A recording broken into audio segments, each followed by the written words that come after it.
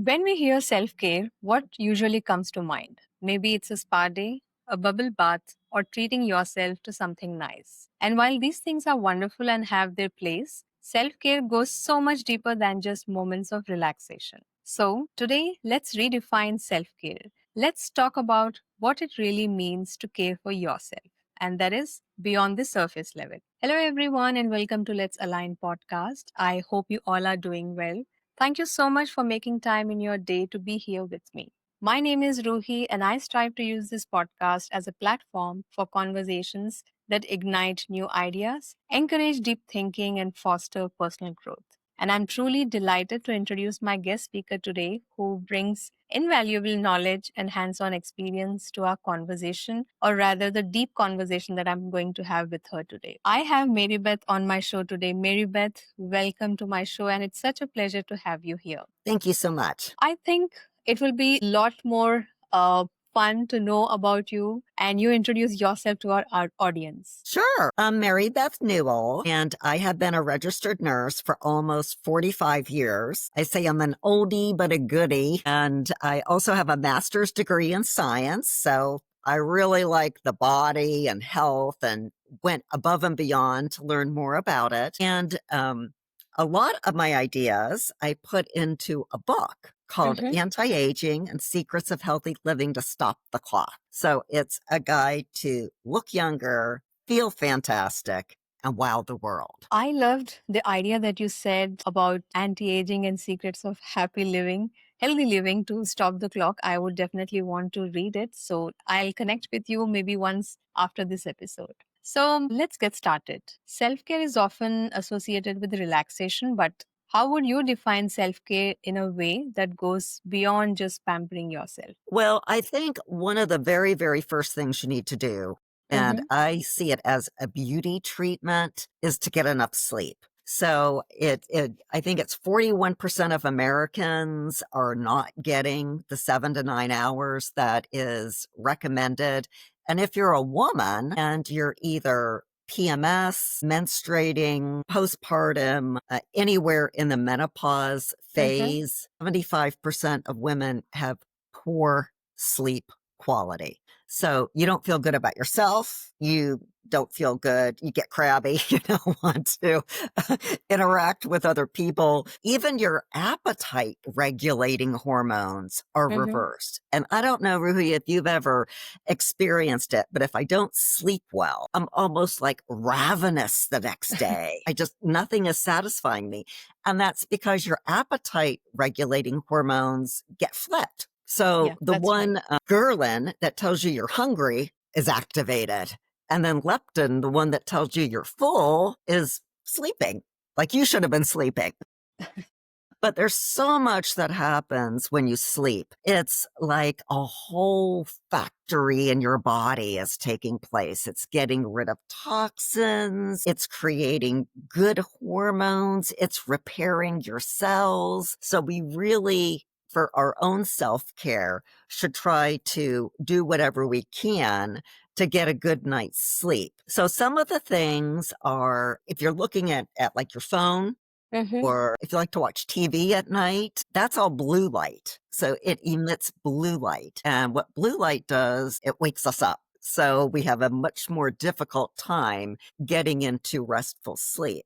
But I like to watch my Netflix at night before I go to sleep, and I don't want the blue light. So there are amber glasses that you can buy, and Mm-hmm. it gets rid of the blue light. So if you do want to be looking at your phone or you want to be watching some TV, it gets rid of the blue light so that can enhance your sleep. And a lot of phones have an amber setting right on it. So if you activate it when it's nighttime, it gets rid of the blue light. So if you want to look at Facebook or scroll through, you can do that. A couple other things are sometimes people like to have a glass of wine at night to help them go to sleep. And it's true that alcohol will make you a little bit drowsy to go into sleep, Mm-hmm. but it disrupts your REM cycle. Even one glass of wine, and that's only 5 ounces. A lot of times bars serve 9 ounces, but even 5 ounces of wine Mm-hmm. will reduce the quality of your sleep by 24%.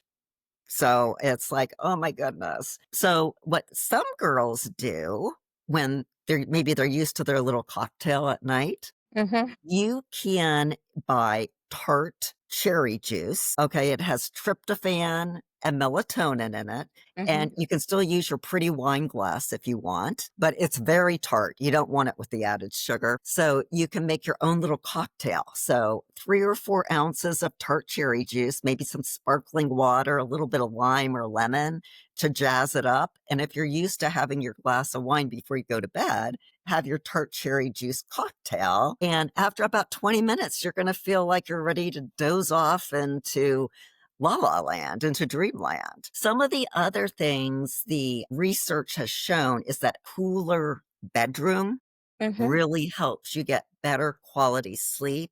And then the other thing that I've been doing is using a sleep mask. So it's a little mask you put on and it further blocks out any of the blue light that you might have in your room. If you have a cable box, if you have an alarm clock, all these things are putting off this blue light that you don't want to disrupt your sleep. You gave so many ideas, and I'm pretty sure our audience will definitely pick some or the other trick that you have shared just now. But it's so true. Sleep is really important because we may think that it is okay to have just 3 to 4 or 4 to 5 hours of sleep, in the long run, it does have impact or effect on your body. Is that right? Yes. If you are consistently getting 5 hours or less of Mm-hmm. sleep, you have a 2.5 time greater risk of developing diabetes. It also increases your risk of stroke or Mm-hmm. heart attack, other cardiovascular events. So it's not only good for your self care, it's good for your body itself, is to make sure that you're getting your sleep. So, our listeners, please make sure we are not ending up with sleep less than 5 hours. Let's strive to make sure we sleep at least 7 hours, 7 to 8 hours. Okay. Could you please elaborate on how people can identify what kind of self care they truly need, especially when it might not feel as immediately gratifying? Well, there's other things. So besides getting sleep, I think you need to focus on me time. I mean, you talked about some of the fun things like going to the spa or shopping, but even just taking time for yourself. So Mm-hmm. sometimes, I mean, those might be special occasions, but I think every day women need to carve out some time for themselves, even if it's 15 minutes just to spend time either meditating or, reframing your thinking. And it's just like if you're on an airplane and they give the safety Yeah. lesson and they always say, put your oxygen mask on first before you help other people. So And true. that's something that women need to do too. We need to take care of ourselves. So many times we're burning the candle at both ends because we want to take care of people. And sometimes women forget to take care of themselves. And that's not good for anyone. But if you only have 15 minutes and say you want Mm-hmm. to feel better or you want to feel more relaxed or refreshed, there are things you can do in 15 minutes to feel good. So you can either exercise or laughing and singing. They're all forms of aerobic exercise. And especially, you don't think about laughing or singing as being aerobic exercises, but they actually are. And aerobic exercise releases endorphins because you're Mm-hmm. taking in more oxygen and you're getting the endorphins going. So you'll feel good, you strengthen your immune system. It can reduce your blood pressure, improve sleep, Mm-hmm. and you're even exercising some of your muscles. Now, when I get together with my sister, she doesn't live in the same town as me, but when we get together, we laugh so hard that I have to tell her, stop, my tummy hurts, because we're laughing so hard, but it's releasing the endorphins and obviously exercising my abdominal muscles because my Yeah. tummy hurts from laughing so much. The other thing is if you have your favorite comedian, Mm-hmm. listen to a podcast or put it on TV and just think about when you're watching a funny movie or you're a comedian, you start to relax and you start to feel better. So these are some things you can do. And even singing. So sometimes people feel funny just singing themselves. But what it does is you're using your diaphragm, your respiratory, your lungs as you're Mhm. singing, your abdominal muscles, as well as your facial muscles. You're exercising. So maybe you're stuck in traffic, in a traffic jam, and you're getting really irritated. Guess what? Turn on your favorite tunes, start singing. And in 15 minutes, you're not going to be nearly as frustrated and you're going to get some of those feel good hormones going. All I can see is that you're trying to say that irrespective of how's the situation, try to have some fun at the same time, get some exercise. So that's lovely. I totally echo with your thought on self-reflection and figuring out what kind of self-care we truly need. So I have personally found that taking a few minutes to reflect in the morning helps me to get a sense of what I need to do for the rest of the day. Like I have gotten into the habit of journaling every morning, and over the years, it really helps me set the tone for the day. It has become a way for me to reflect on what I need and get a sense of direction for the rest of the day. So yeah, 10 minutes or 15 minutes every morning, I have this ritual of journaling where I actually write down what am I really grateful about, what am I looking forward for, and what is that I have to let go.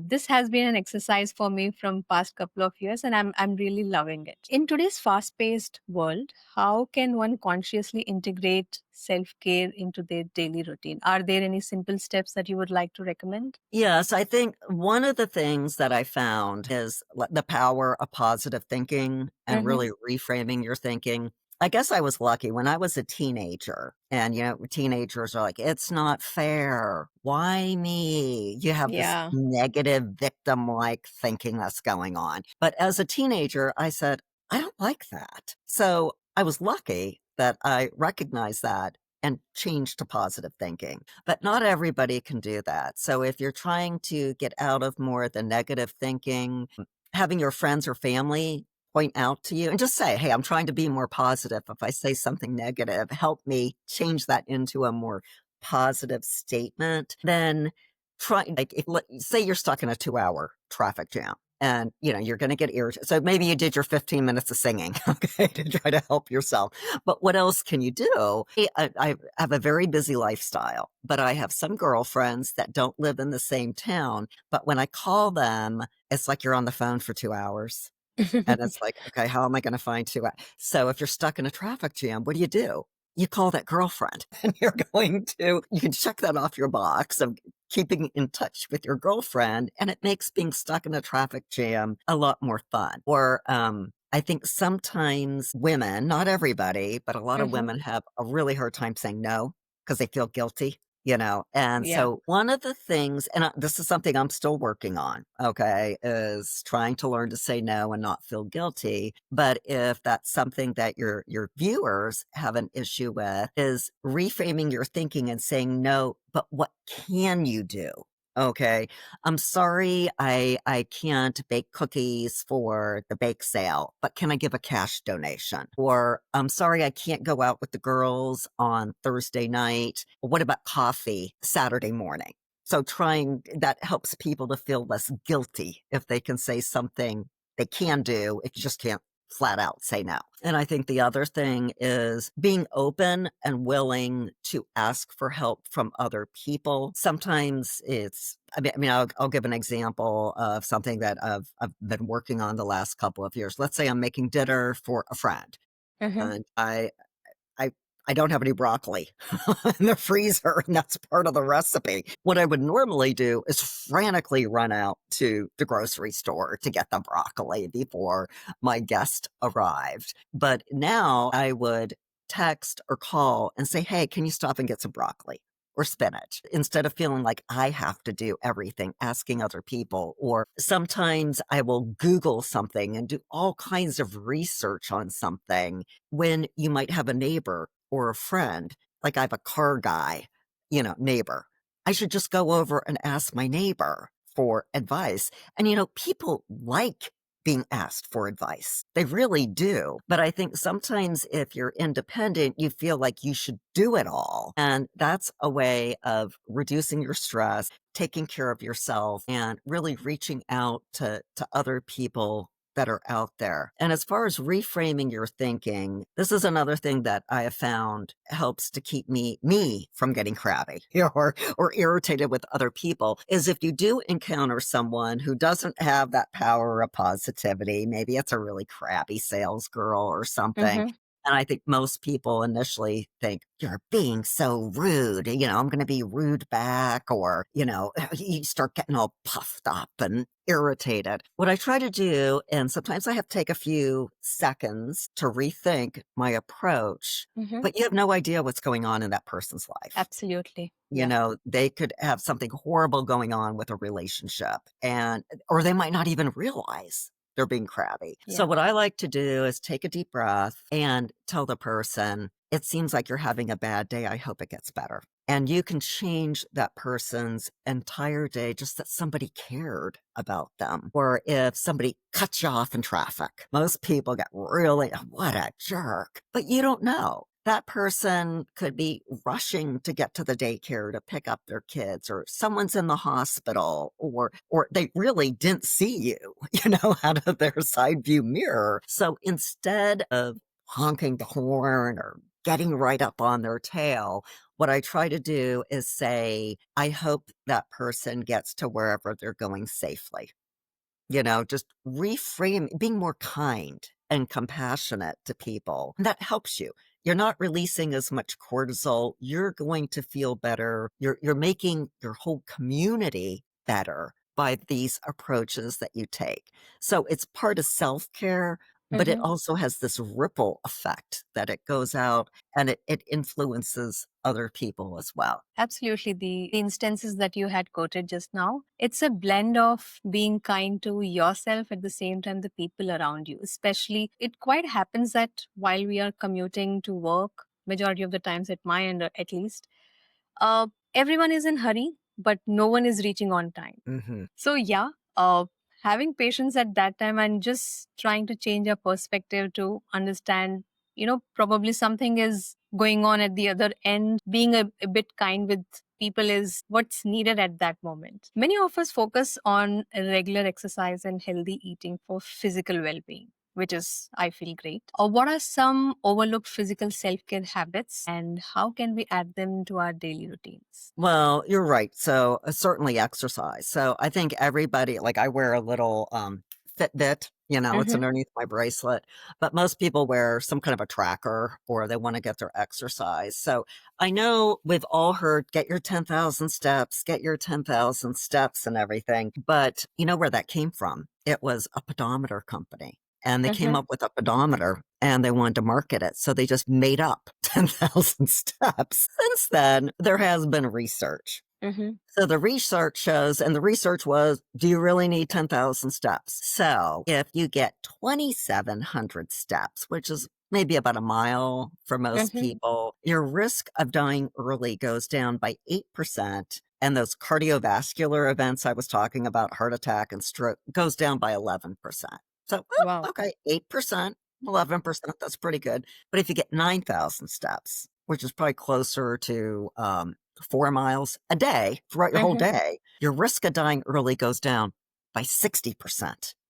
And those icky cardiovascular events are cut in half. And then I know what you're thinking. People have busy lifestyle. I don't have time to go to the gym for an Mm-hmm. hour. But some things you can do is park as far away from the office or the grocery store as you can. Yeah. And it has a couple benefits. One, you're not going to be stressed out trying to get that parking space that's close to the door. Your car probably isn't going to get dinged if you're next to Yeah. somebody, and you'll probably get an extra 500 steps walking in and out. When I know I'm going to have a super busy day, I have an electric toothbrush. So it's 2 minutes in the morning, 2 minutes in the evening. I do squats or leg Mm-hmm. lifts. So I multitask with that. Or I'll strap on leg weights and little ankle weights if I know I'm not going to have any time to get to the gym or take a long walk or anything. And then that way I'm doing double duty as I'm cleaning the house or mowing the grass. And Sometimes I've even gone out with my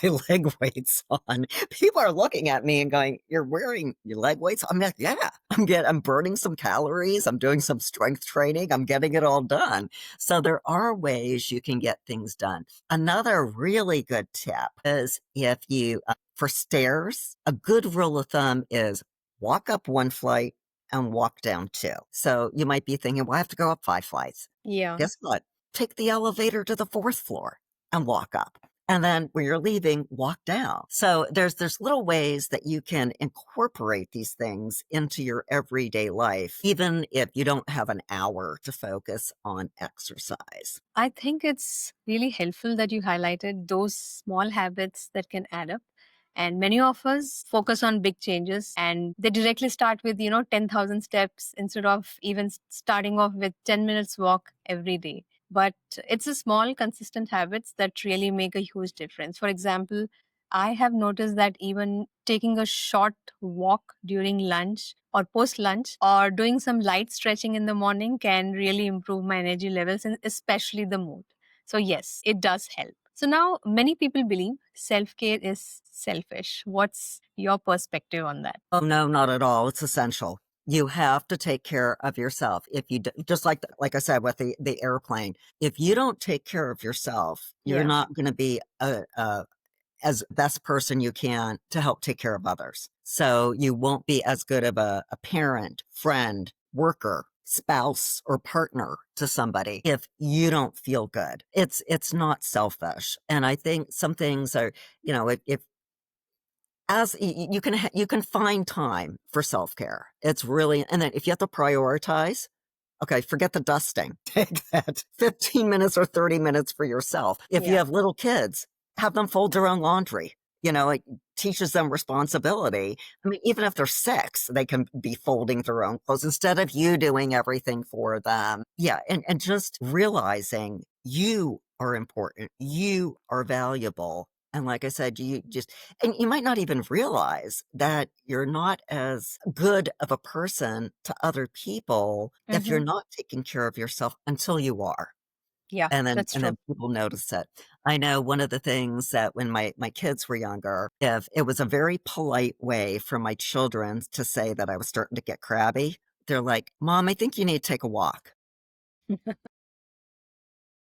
Yeah, even if it's 10 minutes or 15 minutes, it's Hmm. makes a difference. Yeah.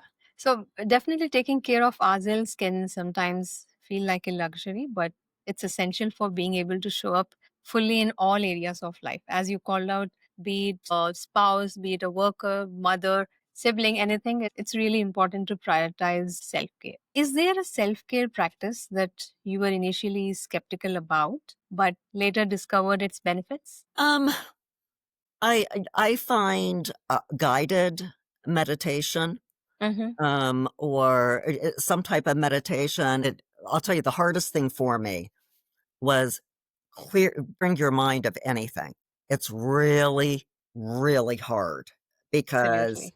after about 15, 30 seconds, something pops into your mind. And your mind is just wandering with so many thoughts.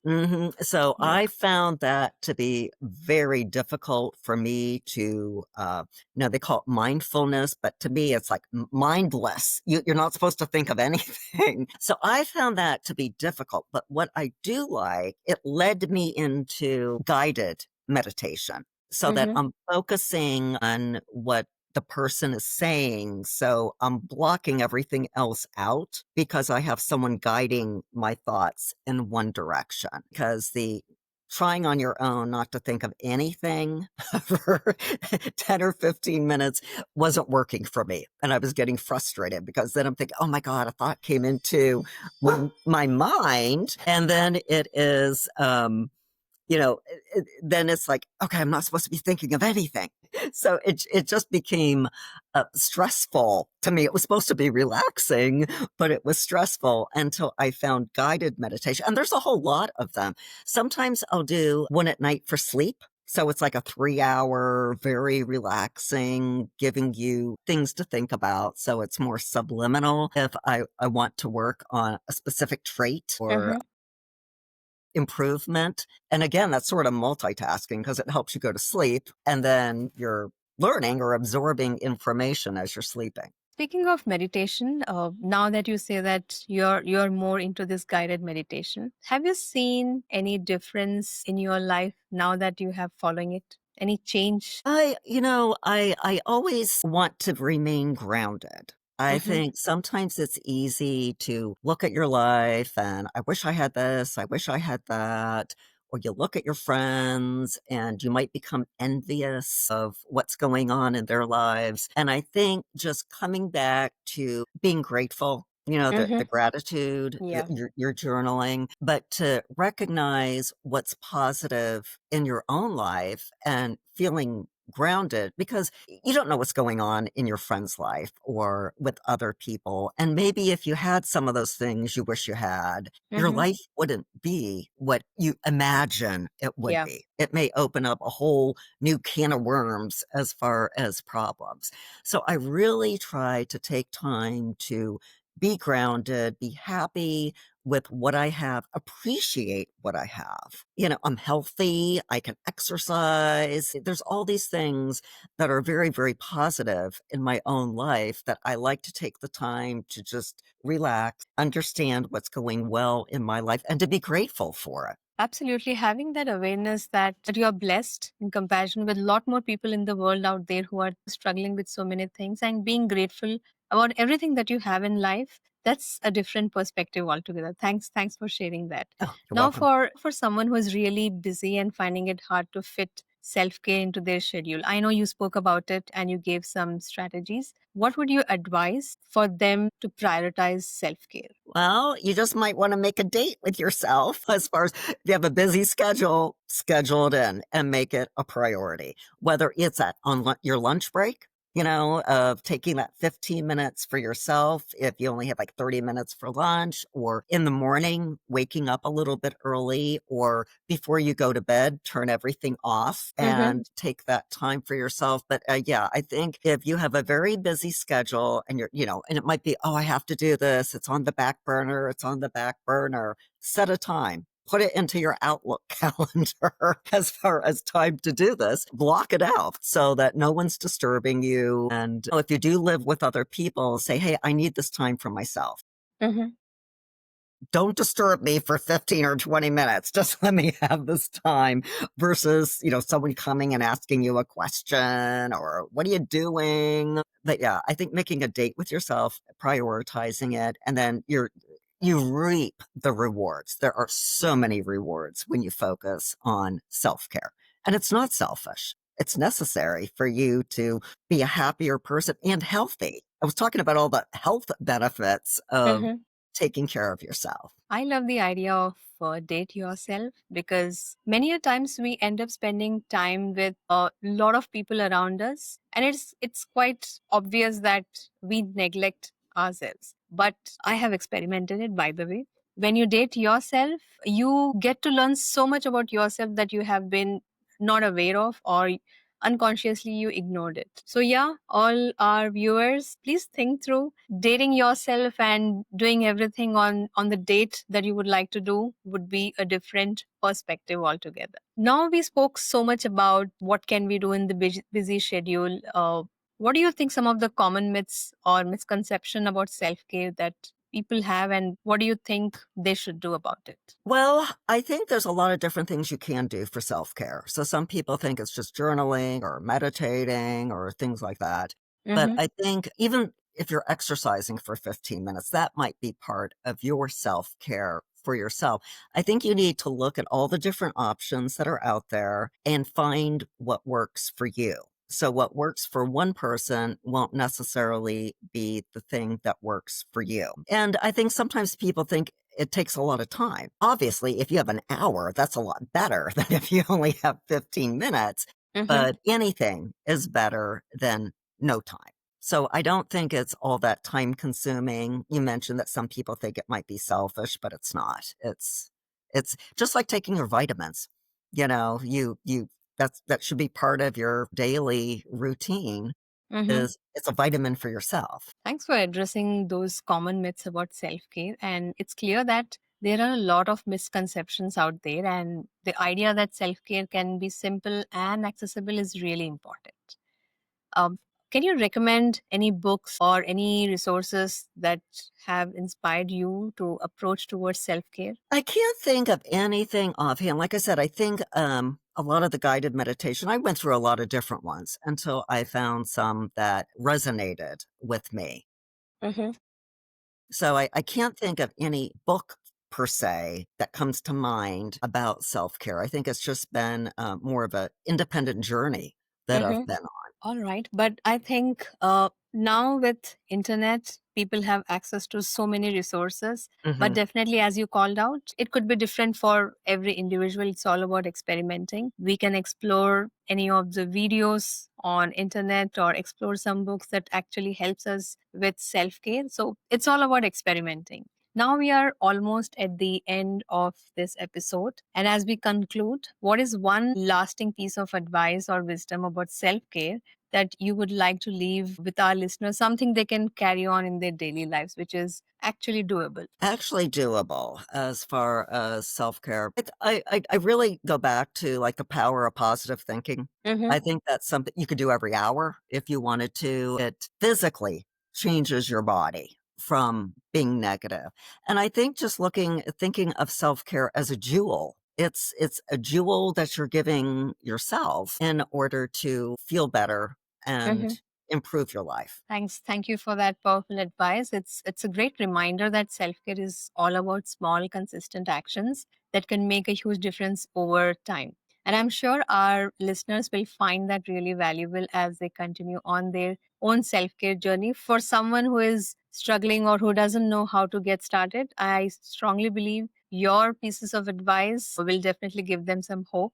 So thank you for sharing all that. Thank you so much, Mary Beth, for taking time to share your ideas, your wisdom with us today. And trust me, your insights on self care have been truly valuable. And our listeners listening out there, and I'm sure, will benefit greatly from this conversation. And I hope it inspires them to take care of themselves in the most meaningful way. I loved this conversation with you. Thank you so much for being here and sharing all your suggestions, strategies, what we can do. And above all, one thing that I really liked during a conversation is asking for help when you really need it. And you don't have to figure it out all by yourself. And the best part being, while we struggle to say no with a lot of guilt, I love the strategy where you said, even if we are saying no, offer something in return that if you're not able to make it for dinner, how about coffee next day? So that way, you're not offending someone at the same time you're not feeling guilty. So thank you so much for sharing all that. And for our listeners, if you enjoyed this episode, please consider subscribing to this podcast and share it with your loved ones. Until next time, take care and stay well.